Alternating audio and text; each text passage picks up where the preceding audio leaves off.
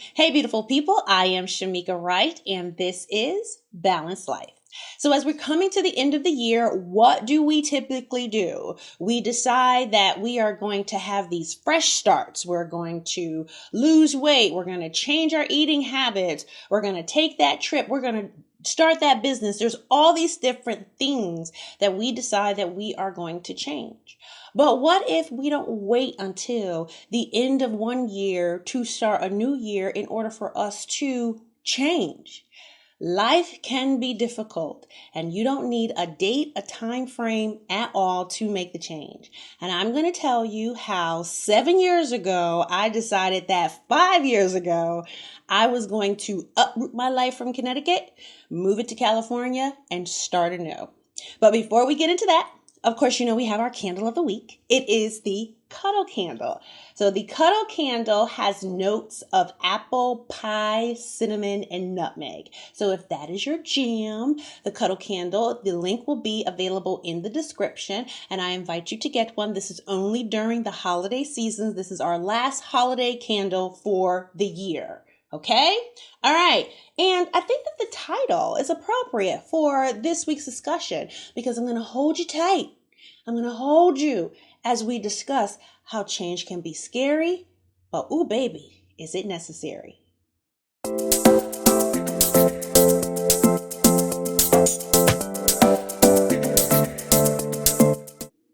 All right. So 7 years ago, I was 1 year post in my divorce.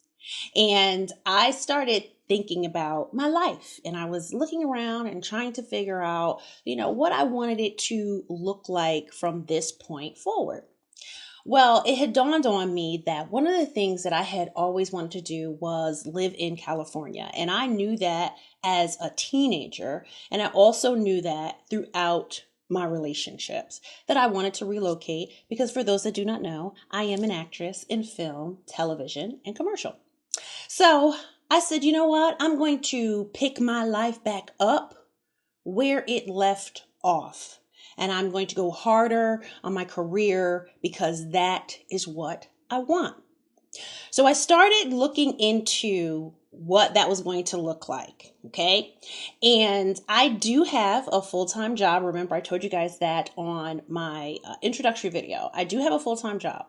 And that full-time job, I was already working from home. So I started going into like the human resources and everything and checking to see if I could relocate my job with me. And voila, I could. So one, I didn't have to worry about trying to find employment because I was already employed and I got the confirmation that I was able to bring my job with me. Two, we have some benefits that were available if you're trying to relocate where you can get some support as far as like coordination of moving trucks and companies and all that. So I was assigned a rep that helped me through that process. Two. Three, I just had to get the courage to do it. And this is where the hard part came in. I was laying in the bed one night and I was like, it's going to happen, period. And no sooner than me saying that, I stumbled upon Steve Harvey's video, and I do not remember it verbatim, but you'll be familiar with it when I mention a few of the things. It was when he would talk on his shows in the intermissions or the breaks, and he would talk to the audience. And one of those times he was talking, he was saying how you just have to jump. You just have to jump, and eventually your parachute is going to open. Yes, you are going to get cut. Yes, you are going to get scraped. It's not going to open immediately, but you just have to jump. In that moment, that message was for me. And I said, okay, I'm going to jump. I had not made any plans yet. And I start telling my friends and my family, I'm moving in 2 years. In 2019, June 2019, I'm moving in 2 years. I made my rounds telling family, and it took everyone by surprise because I'm like, and I'm taking my son with me. So at the time he's 8, we didn't move until he was 10. So I was like, he's coming with me. So I did get some feedback and everything from different family members that were like, oh, why don't you just leave him here? And I'm like, Yeah, gotta be out y'all damn mind if you think that I am leaving my boy. We are hashtag the package. If you know, you know.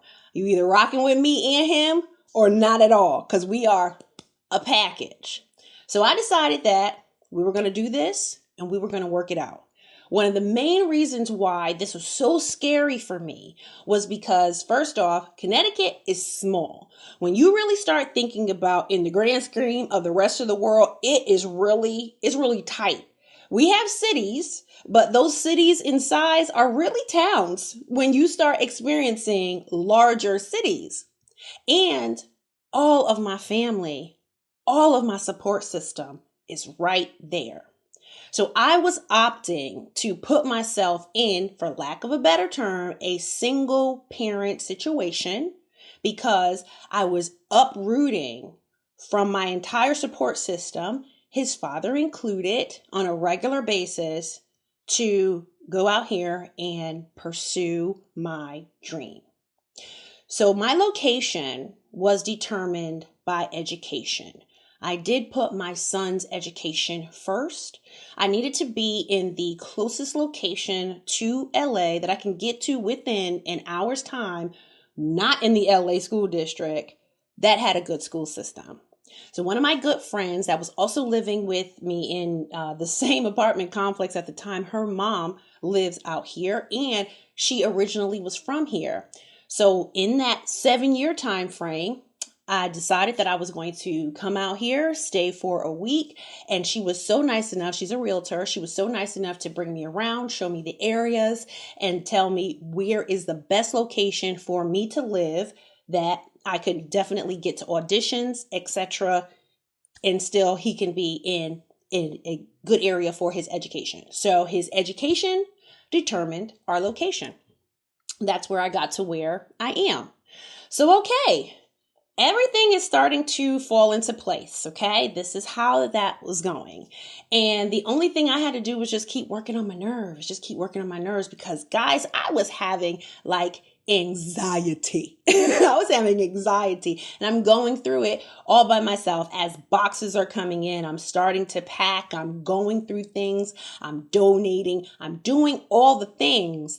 I'm just like, this is really happening. I'm selling stuff on the Facebook Marketplace. Like, it's going down. And there were times when I was like, could not even believe that I was really taking this step and actually doing it, because out of my family dynamic, like, we stay really tight. We stay really close. No one really moves away.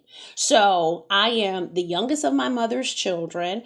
And I just remember having a conversation with her and she was crying and she was like, you're my baby. And out of all of my children, my baby is the one that's leaving. And so, we had to have some heartfelt conversations at that time, right? So, okay, me keeping the things that, I had heard from Steve Harvey, I'm like, you know what, I'm going to jump and I don't know how it's going to work out, but it's going to work out. I was scared. Change is scary, regardless to what it is that it looks like from the outside looking in. Change is scary.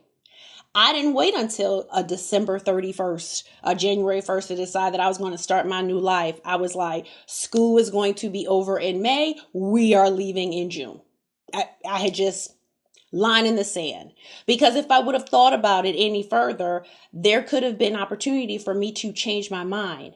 But then I started thinking about where I am now. I'm like, where I am now, I already know this life. I already have maximized everything that I feel in this space can be done. I have outgrown it. I know that there is something much bigger for me, and it's not going to come to me in this space. I have to go to it. And it's a feeling that you just know when it's time, it's just time.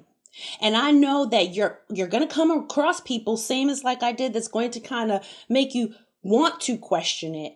But you have to already have made your decision on what that change is going to look like for you before you start telling the peanut gallery, because people are always going to talk to you from the perspective of what makes them comfortable. And what makes them comfortable may not always necessarily be what is good for you.